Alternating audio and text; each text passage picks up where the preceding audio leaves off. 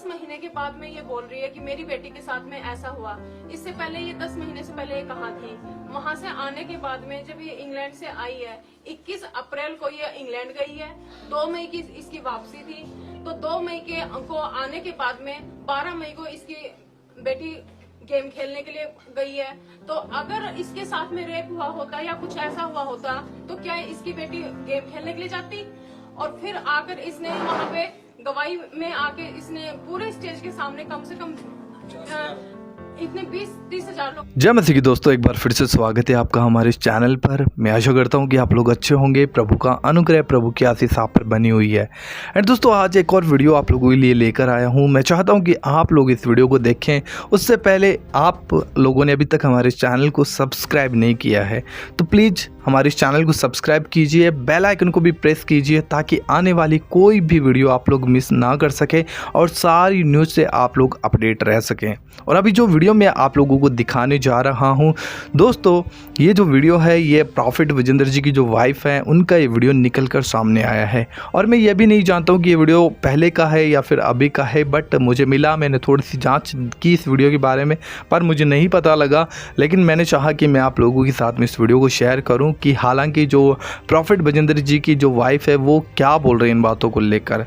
तो प्लीज़ आप लोग इस वीडियो को पूरा देखिए और इस वीडियो को ज़्यादा से ज़्यादा शेयर जरूर कीजिएगा, लोगों तक पहुंचा दीजिए इस वीडियो को। आइए देखते हैं पहले इस वीडियो को, फिर आगे बाइबल से कुछ सीखेंगे हम लोग। 10 महीने के बाद में ये बोल रही है कि मेरी बेटी के साथ में ऐसा हुआ। इससे पहले ये 10 महीने से पहले ये कहाँ थी?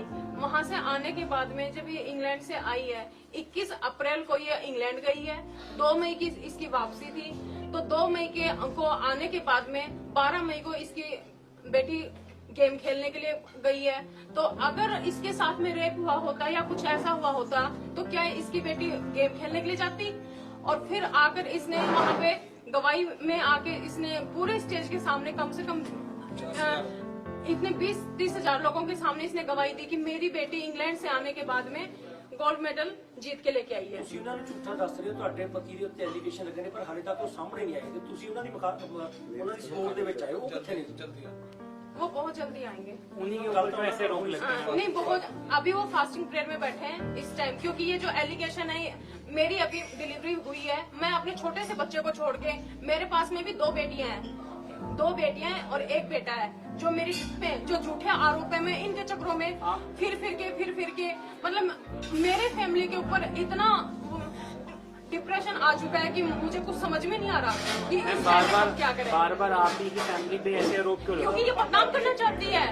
जो इससे पहले जो इसके साथ बंदे हैं वो हमें नहीं पता इसके साथ में कितना गैंग है, कितना पहले वाली पार्टी है वो तो अलग है, वो अलग नहीं हो, क्या पता वो इसी के साथ मिली हुई हो, सब मिले हुए हैं। ये अभी तो पता नहीं ये निकल के आई है, इसके बाद में कोई और निकल के आएगा, हमें नहीं पता इसके साथ में कितने बंदे हैं और भी ऐसे करने की साजिश है, पूरा प्रशासन बना हुआ है। आपको लगता है इसका ऐसे और भी लोग हो सकते हैं? हाँ जी, मेन इसका मोटिव यही है कि जो हमारी जो मिनिस्ट्री है इसको बदनाम करना, जी को पूरा पास्टर जी का कैरेक्टर को खराब करने की पूरी इनकी प्लानिंग। क्योंकि इससे पहले ये हमारे बच्ची के लिए कह रहे हैं 8 साल की बच्ची, पास्टर जी की खुद 2 छोटी बच्चियां हैं, ठीक है जी। मेरी बेटी भी इसके घर में रह के आई है। ऐसा पर्सन, ठीक है ना, क्या बच्ची के साथ ऐसा काम कर सकता है?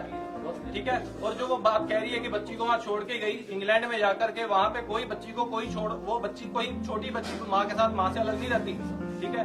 जिसके लिए उसके बाद वो निर्मल को बदनाम करने की कोशिश कर रहे हैं, निर्मल को बदनाम किया जा रहा है, ठीक है। अभी उस लेडी को देखिए, वो लेडी एक पास्टर है, उसको भी बदनाम कर रहे हैं। वो ये लेडी वहाँ चाहती थी कि हमारी इंग्लैंड में भी चर्च है, रजिस्टर्ड है, ठीक है, वहाँ का होता मेरे को मिल जाए, उसके लिए उसने निर्मल को भी बीच में शामिल किया बदनाम करने के लिए। ठीक है, फैमिली बारे दस जो किन्ने को ना कोई पैसे है कि नहीं, कोई चीज नहीं करूंगे कि सानू इंग्लैंड रहने का मौका। देखिए सर, हैगे ने ना 2 किले जमीन दान दे सकदा, पैसा ही हर चीज की मंशा नहीं होती। 1 मिनट का जो बंदा 2 किले ਤੁਹਾਨੂੰ ਜ਼ਮੀਨ दान दे सकता, सर वो वापस भी ले रहे हैं, जो दान दे रहे हैं वापस चाहिए। इंग्लैंड के पैसे कितने होंगे वो खुद भी तो सेटल हो सकते हैं। एक मिनट, जब मेरे हस्बैंड लास्ट टाइम अंदर थे, ये जेल च जा चुके हैं। हाँ जी, 3.5 महीने रह के आए जी अंदर है, लेकिन जेल पे भी आएगा, कोर्ट ने ही उनको बेल दी। लेकिन सर मुझे आप ये बताओ, ये लेडी मेरे घर पे आई है, ये लेडी मेरे घर पे आके मेरी बेटी को अपने घर में लेकर गई है। ये सुबह से लेकर शाम तक इसने मेरी बेटी को अपने घर में रखा। अगर मैं ही अपनी बेटी का इंतजाम इसके ਤੁਸੀਂ ਲਾ ਸਕਦੇ ਹੋ ਜੀ ਇਦਾਂ ਦਾ ਗੱਲ? मैं नहीं लगा सकती, मैं नहीं लगा सकती, मैं डरती हूँ, मैं ईश्वर से डरती हूँ, मैं नहीं लगा सकती क्योंकि हमें ये झूठे काम करने अच्छे नहीं लगते। इसने जमीन मांगी, इसने जमीन में इसका जमीन का मोटिव था कि मुझे अपनी जमीन वापस मिल जाए और ये हमारे चर्च में आके मिनिस्ट्री का इंचार्ज बनना चाहती थी। मैं ਤਾਂ ਉਹਨਾਂ ਨੂੰ ਪਹਿਲਾਂ ਦੀ ਵਾਪਸ ਹੋਈ ਜੀ ਇਲਜ਼ਾਮ ਤਾਂ ਕੱਲ सर आप नहीं फैमिली की वेल सेटल्ड बात करते हो, फैमिली के लिए आप वेल सेटल्ड बात करते हो। फैमिली के लिए देखिए जो इनके हस्बैंड जो बने हुए हैं परमजीत सिंह, ठीक है ना, बने हुए अब इस वीडियो को दोस्तों आप लोगों ने देख लिया और इस वीडियो को देखने के बाद में आपकी जो भी राय है वो हमें ज़रूर कमेंट बॉक्स में बताइएगा।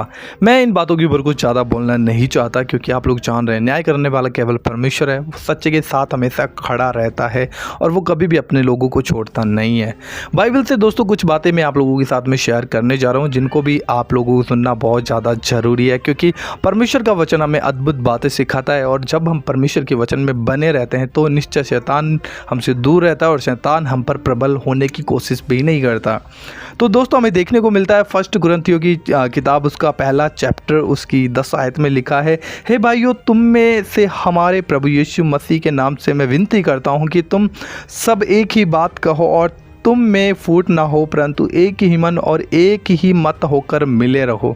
यहाँ पर वचन ये कहता है कि जो प्रभु का दास है जो कलीसिया को समझा रहा था वो यहाँ पर ये बात कहता है कि कलीसिया के लोगों के अंदर, क्योंकि उसे दिखा कि कलीसिया में कहीं ना कहीं शैतान फूट डालने का प्रयास कर रहा है। कलीसिया के अंदर शैतान क्या कर रहा है? फूट डालने का प्रयास कर रहा है क्योंकि शैतान का हमेशा यही काम रहता है। वो हमेशा प्रयास करता रहता है कि कैसे न कैसे मैं इस कलीसिया को रोकूं, इसके अंदर फूट पैदा करूं, इस कलीसिया को डिस्ट्रॉय कर दूं। हमेशा वो यही यत्न लगाता रहता है, यही कोशिश करता रहता है। लेकिन परमेश्वर के जो जन है, परमेश्वर के जो दास हैं, वो यहाँ पर इस कलीसिया को, कुरिन्थ की कलीसिया को वार्न कर रहे हैं, उसको बता रहे कि तुम एक मन रहो, एक मत रहो ताकि शैतान तुम्हारे बीच में अवसर ना ढूंढ सके। लेकिन दोस्तों ये बात मैंने आप लोगों के सामने क्यों रखी है? मैंने इसलिए ये बात आप लोगों के सामने रखी है कि आज जब हम मसीह की कलीसियाओं को देखते हैं तो कहीं ना कहीं शैतान अपना पूरा कोशिश कर रहा है कि भाई कलीसिया को तोड़ दूं, मैं कलीसिया के अंदर फूट डालता है। और समझने वाली बात है, अगर मैं एक विश्वासी हूं तो मुझे ये समझ लेना चाहिए कि मेरी जो कलीसिया है वो प्रभु यीशु मसीह ने नियुक्ति की है। मतलब जिस कलीसिया का मैं सदस्य हूँ या फिर जिस कलीसिया में मैं जाता हूँ वो कलीसिया प्रभु यीशु मसीह ने बनाई है और उस कलीसिया की बढ़ोतरी के लिए परमेश्वर ने मुझे इस कलीसिया के अंदर रखा है। लेकिन मेरी वजह से अगर उस कलीसिया में कोई फूट आ रही है या फिर कलीसिया के अंदर कोई काम बिगड़ रहा है तो मुझे उस बात के लिए सचेत होने की आवश्यकता है क्योंकि जो कलीसिया प्रभु यीशु मसीह ने बनाई है उस कलीसिया के अंदर हमें रखा इसलिए है कि ताकि परमेश्वर हमारे द्वारा कलीसिया में बढ़ोतरी देखे और हम भी उस कलीसिया के लिए कोई ना कोई तो काम आए। लेकिन यहाँ पर देखने को मिलता था कि यहाँ पर जो कलीसिया थी उसके अंदर कहीं ना कहीं फूट के काम हो गए थे। क्योंकि आगे पढ़ते आगे समझ में आएगा। लिखा है, क्योंकि है मेरे भाइयों खलोए के घराने के लोगों ने मुझे तुम्हारे विषय में बताया कि तुम में झगड़े हो रहे हैं। यहाँ पे क्या लिखा है? तुम में झगड़े हो रहे हैं। यहाँ पर जो प्रभु का दास है वो उन कलीसिया को इस बात को बहुत अच्छे तरीके से चिता देता है। उन्हें बताता है कि मुझे पता चला है कि जो ये कलीसिया है, यहाँ पर जो कलीसिया है, कुरिन्थियों की कलीसिया है, उसके अंदर झगड़े हो रहे हैं। और झगड़े किसके अंदर हो रहे हैं? कलीसिया में कौन आते हैं भाई? कलीसिया में आते हैं विश्वासी लोग, प्रभु यीशु मसीह के ऊपर विश्वास करने वाले।